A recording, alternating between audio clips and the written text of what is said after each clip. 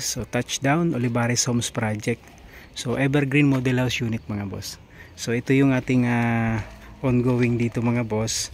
Bali ito naasintahan na rin mga boss. So yung asintada dito mga boss, yung wall halos kapantay lang dun sa kabila. Okay? So ito naman kwarto. Itong side na to mga boss. So yun dun sa likod, yun yung kusina. So maglalagay na lang tayo dito ng roof tapos gutter. So hindi pa dumarating yung ating order na gutter para dito mga boss. So hopefully by next week dumating na, the same time yung roofing mga boss, okay? Para malagyan na natin ang roof. Check natin mga boss.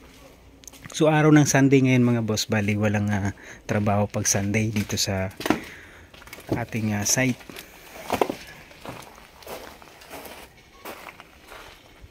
So yan, bali almost complete na rin mga boss. Perimeter fencing. Yan. So ito na yun mga boss, yung pinto at saka bintana. Tapos yung kusina dito natin ilalagay. So meron na rin nabiling sink si bossing. So dito na natin pa lalagyan na natin by next week ng slab yung ating countertop mga boss.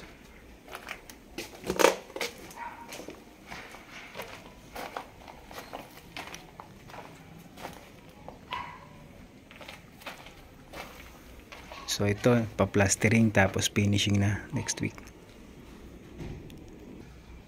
After nito finishing mga boss, siguro pwede na natin tong patagin tapos ma-slab na rin to mga boss, okay?